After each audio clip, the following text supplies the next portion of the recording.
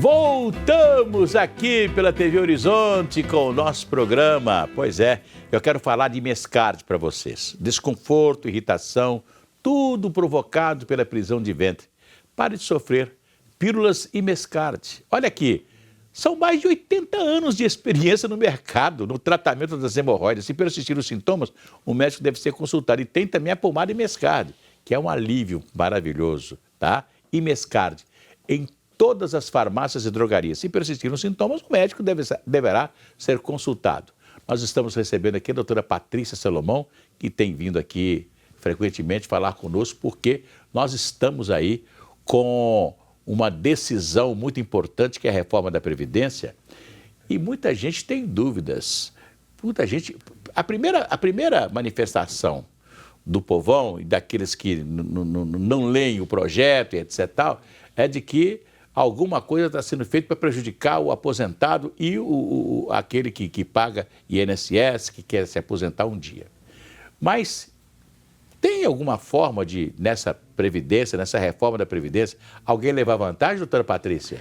Tem sim, Assi. Bom dia a todos. Então, Assi, a reforma ela é prejudicial para a maioria dos trabalhadores. Infelizmente, em questão de regras novas, né? Alteração no cálculo, exigência de uma idade mínima.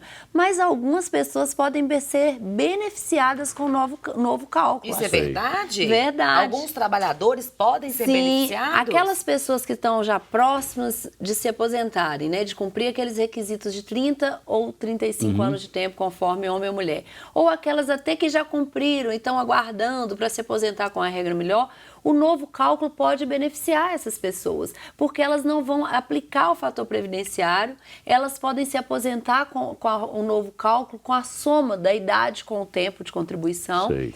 E aí tem que verificar, fazer um planejamento previdenciário, porque também tem que avaliar por causa da média salarial, porque agora vai ser com todos os salários, não vai mais descartar aqueles 20% menores, como é na regra atual. Então, na regra da reforma, se for aprovada como está, será assim. Mas tem muita gente que a gente está fazendo planejamento e tem chance de aguardar mais um ano e se aposentar com um valor melhor assim. Então, por exemplo, uma mulher hoje com 34 anos de tempo e 51 anos de idade, ela já poderia se aposentar, mas ela não se aposentou porque o fator pegaria um valor menor para ela de aposentadoria, ela receberia um percentual bem menor. Se ela aguardar o ano que vem, ela completa 87 pontos e vai se aposentar com uma regra bem melhor, um percentual de quase 100% ou 100%. Melhor o benefício. Com um cálculo, um valor muito melhor. Por isso que é muito importante, né, doutora Patrícia, o trabalhador procurar, sim, um advogado que conhece da matéria para fazer esse cálculo. Isso mesmo, o planejamento é importante, igual o pagamento de retroativo, a pessoa verificar isso. Então, é muito importante, porque às vezes esperar um pouquinho pode dar uma aposentadoria melhor. É verdade, é. E tem muita gente que às vezes fica aquela pressa de se aposentar porque vai perder.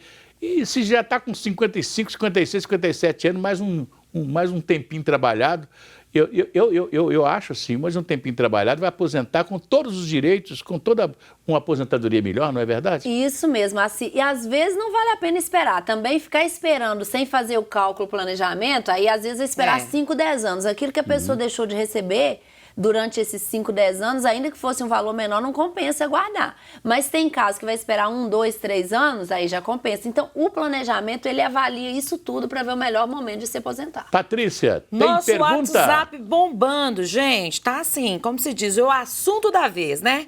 Olá, Luiz, ele que é do bairro Ipiranga, obrigada pela sua audiência. Ele pergunta para a doutora Patrícia, é possível aumentar o meu tempo de contribuição? Então, aí é nisso que eu falei, a questão do planejamento. Como que a pessoa pode aumentar? Pagando retroativo algum buraco que ela deixou de pagar, verificando se ela tem um tempo especial, aquele que a pessoa exerce, né, exposta aos agentes nocivos, e com isso aumentar o tempo de contribuição, verificando se ela tem algum tempo de escola técnica, né, de como aluno aprendiz, que Exército, também aumenta. o homem que ficou um ano no Exército, esse tempo conta para aposentadoria? Conta como tempo e como carência. Exército é outra questão. Tempo que às vezes está na carteira lá e o INSS não está considerando porque não está no CNIS, também conta. Então são várias situações. Tempo rural. Tudo tempo isso que a é pessoa às levado vezes em exerceu consideração. atividade sem atividade exerceu, né, sem a carteira assinada, atividade remunerada. Então a pessoa tem que verificar, porque às vezes ela vai aumentar muito o valor da aposentadoria Gente, é um dela. quebra-cabeça, hein, doutora? É difícil, né? Não é fácil, não. Olha só, tô aqui com o Eduardo de Sete Lagoas. Alô, Sete Lagoas. Tá mandando um abraço pro Assis. Você esteve lá esse final de semana, né, Foi Assis? verdade. Tá falando o seguinte, eu tenho 65 anos de idade, me aposentei por tempo de contribuição, sabe quando? Em 2003. Né? Ele pergunta, continuei trabalhando por mais 15 anos, eu posso pedir a reaposentação? Então, agora... Sempre tem um problema, né? Agora é a bola da vez, a desaposentação, né? Porque a reaposentação, desculpa, porque a desaposentação é que foi muito falada, que a pessoa cancelava a aposentadoria e pedia uma nova com o tempo de contribuição que ela tinha posterior. Mas agora tem uma outra, essa perdeu no Supremo Tribunal Federal, ninguém pode pedir a desaposentação porque realmente já foi decidido. Mas a reaposentação é o quê? A pessoa, ela se aposenta e depois ela adquire novos requisitos para uma nova aposentadoria, como esse caso. Mas- Ele depois de aposentado, ele teve mais 15 anos de tempo e a idade. Na E Polícia Militar, antigamente, o sujeito fazia 30 anos de reformado, tinha um aumento de salário na aposentadoria, porque ele completou, falava tritenário, né? De aposentadoria. De aposentadoria. De reforma, Então, na de verdade. reforma. Então, o cara tinha 30 anos de reforma, ganhava mais alguma coisa no salário. Pois é, assim, mas no INSS, infelizmente, a pessoa continua contribuindo e não ganha nada Pois mais. é, mas pelo menos a pessoa podia, pelo tempo de contribuição dele, ele podia receber mais alguma coisa que acrescentasse no seu salário de aposentado, no chamado benefício. Pois é, e isso Não? é uma polêmica, todo mundo acha isso super injusto. Se eu mas fosse deputado federal agora, eu ia entrar com esse projeto. já tem projeto, Já tem projeto nesse Já sentido? teve, já não foi, É? já foi rejeitado, já tem outros. Tem muitos pedidos na justiça Sim. sobre isso? Da desaposentação tem, mas o Supremo Não adianta. decidiu. Agora, a reaposentação, que é esse caso aí, é muito interessante, porque ele cumpriu novamente. Ele vai abandonar aquela aposentadoria antiga e pedir uma nova. Se ele ignora todas as contribuições de antes, né, porque aí ele não pode usar, mas ele vai pegar depois as contribuições pós-aposentadoria, fazendo de conta que ele não trabalhou antes, entendeu? Então, existe, é uma tese Mas eu que acho tá que devia nova. ser o seguinte, juntar, se ele tem, vamos supor que ele ganha R$ 2.000 de aposentadoria hoje, né? E mais que ele trabalhou mais 15 anos, ele vai juntar a aposentadoria do que ele teria que receber de 15 anos e acrescentar ao que ele já recebe. Não, aí Seria uma maravilha, não? É, infelizmente, isso aí, a decisão é só no sentido de que ele pede uma nova aposentadoria. Mas dependendo, isso é benéfico, Na verdade vale é a o pena. seguinte, doutora Patrícia, eu sempre falei, a aposentadoria no Brasil chama punição. Você trabalhou? É Aposentou? benefício. Então agora você vai ser punido. E o pior é que tem nome de benefício. Benefício. É desse verdade. Tem mais perguntas aqui, Então, vamos gente. lá. Alô, Janete de Mário Campos, grande abraço. Ela pergunta, a empresa, doutora, não recolheu meu INSS. O que eu tenho que fazer? Então, a pessoa, quando ela trabalha de carteira assinada, ela não precisa se preocupar com isso. Se não tem lá o recolhimento no CNIS, não consta lá no INSS, é um direito dela. Se ela está com a carteira assinada, se ela tem tudo direitinho, quem tinha que ter fiscalizado era o INSS, fiscalizar a empresa. Não é o trabalhador, né? Imagina você indo lá todo dia no seu patrão e falando, olha, você não pagou o INSS mês passado. Eu te mando embora. Vai lá pagar. Não existe. Exato. Tem algumas empresas que publicam, né, para os funcionários verem o quanto que ela pagou de INSS naquele mês, né? E que é muito dinheiro, né? Coloca Assim. normalmente nos quadros de aviso, né? O pagamento foi efetuado dia tal e tal, para o trabalhador saber Pois que... é, mas no passado muitas empresas deixaram de pagar, né? Essa fiscalização É não era verdade. tão rigorosa. Hoje ainda isso ainda existe, um dos rombos da Previdência é isso, né? Muitos débitos. Mas aí a pessoa não pode se preocupar, porque se ela tem isso como comprovado, está na carteira, se o INSS indeferir o benefício, ela pode ajuizar uma ação que não tem problema. Fique Ela- tranquila, Janete. Exatamente, ela vai ter esse Ela não tempo perde computado. nada. Ela não, isso Não não, vai é o perder problema nada. dela. Isso Agora é a problema Lúcia do aqui já é INSS. diferente. Olha só, a Lúcia do bairro Céu Azul. Alô, Lúcia, obrigada. Ela fala o seguinte, eu nunca contribuí. Posso me aposentar? Pois é, as pessoas confundem isso, gente. Quem nunca contribuiu para o INSS não tem direito à aposentadoria. O que a pessoa pode ter é um direito ao BPC, né, que é o benefício de prestação continuada. É um benefício assistencial, também conhecido como LOAS. A gente já falou dele aqui outras Isso aí a vezes. pessoa tem que estar doente, tem que estar com algum problema. Isso, não é ela verdade? tem que preencher os requisitos, que é a idade mínima de 65 anos ou a invalidez ou deficiência. Além disso, tem que comprovar uma renda familiar, até, né, menor do que um quarto salário mínimo. Ou É seja, muito pouco, é uma né? situação mais miserável. Hoje, digamos por assim. exemplo, as pessoas que estão na roça tenha condição, aquelas pessoas que nunca contribuíram, que trabalharam, verdadeiramente trabalharam na roça, etc. Tal. Mas eu lembro que quando foi lançado o Fundo Rural, foi em 1972, no governo do General Médici, foi lançado o Fundo Rural. Era um fundo que era feito, sabe com dinheiro de quem? Do INCRA. Porque o INCRA cobrava das fazendas o imposto, porque normalmente o fazendeiro não paga imposto ao município, paga imposto ao INCRA. É isso mesmo. Então pegava desse dinheiro do INCRA e fazia um fundo que pagava a aposentadoria daquelas pessoas que nunca contribuíram. Eu não sei se ainda é assim. Não, o rural ainda pode. Essa questão da Janete aí é a questão do urbano, porque o rural, a aposentadoria é sem contribuição direta ali. Ele não contribui, mas tem essas contribuições rurais e ele comprova o tempo no campo. Então, ele tem direito à aposentadoria por idade, pelo tempo de 15 anos no campo, né? E mais a idade mínima que reduz de 5 anos, né, no campo para a mulher e para o homem. Interessante, quando se criou a Previdência no Brasil, e foi o Getúlio Vargas que criou, né, por causa que a maioria dos chamados fazendeiros, etc. Tal, a maioria, a Previdência foi criada nos grandes centros, mas não teve uma Previdência para o campo. Né? Então, o trabalhador da roça, que era o trabalhador das fazendas e etc., eles ficaram desassistidos de pagar o INSS. Podia até pagar se um fazendeiro mais organizado quisesse pagar e etc., tal, mas não tinha, não existia essa regularização do pagamento. Que graças a Deus foi inserido e a maioria das pessoas hoje no campo estão aposentadas. Né, a doutora Patrícia já respondeu, inclusive, a pergunta da Adélia, que é do bairro Calafate. A Adélia perguntou para você, Patrícia, olha só, como calcular a renda familiar para receber o LOAS?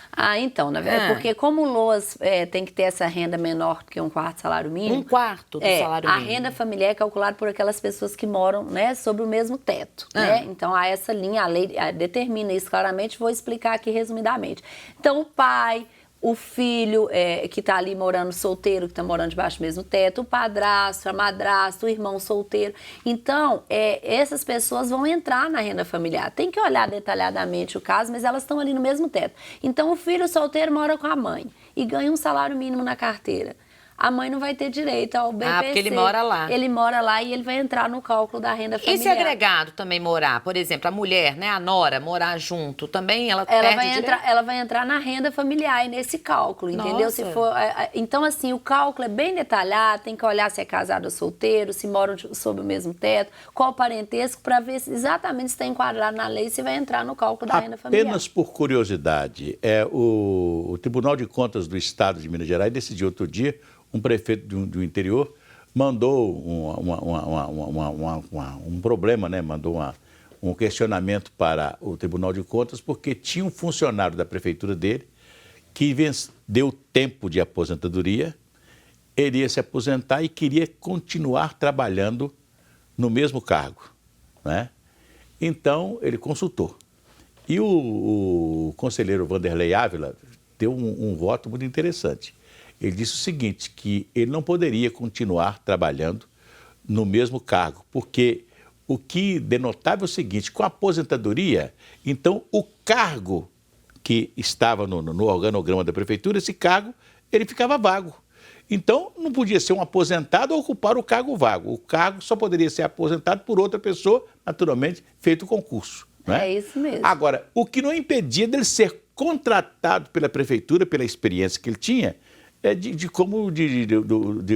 essa contratação que tem aí. Que aí ele não vai ser mais efetivo, não vai ser mais concursado. Porque para ele se aposentar, ele tem que pedir a exoneração do cargo, né? Porque tem as regras administrativas aí para servidores públicos. Então, tem mais perguntas aqui, rapidamente, gente. Elza, fala comigo. Ela fala o seguinte, doutora Patrícia, eu contribuí quase a vida toda pelo teto, mas tem 2 anos que eu estou pagando sobre o valor do salário mínimo.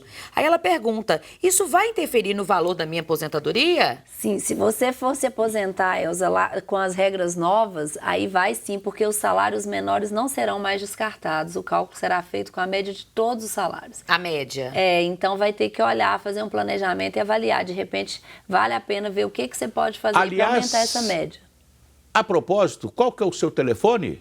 Então, é 3221-9497 e a gente tem muito vídeo, informação nas nossas mídias Inclusive, sociais. doutora, tá cheio de perguntas aqui. Vamos mandar para suas redes sociais. Você tá no Instagram também, Sim, não está? Qual estamos que é? no Instagram, Patrícia Salomão, .advogada. Temos YouTube? um canal no YouTube, Patrícia YouTube, Salomão, gente. falando de Previdência. Pois é. Tem a página no Face, né? Pode falar do Face. Então, É Patrícia Salomão, Advocacia Previdenciária. Então, antes de ir embora, eu quero falar da Metropax, né? Metropax, você sabe que você pode fazer um plano funerário na Metropax. Eu indico a Metropax porque eu conheço. 0800-726-0140. Fale agora com o pessoal da Metropax. Eu falo da Metropax porque eu conheço a Metropax. Tá legal? Beleza. Doutora Patrícia, muito obrigado. Ai, que pena. Obrigada a vocês mais uma vez. Pela sua presença aqui, prazer. muito esclarecedora, né? E eu faço questão de dizer a você, olha, se está com algum problema, tá na hora de procurar quem entende para você resolver a sua aposentadoria. Patrícia, amanhã tem mais. Amanhã tem mais. Gratidão e alegria, gente. Até amanhã. Até lá.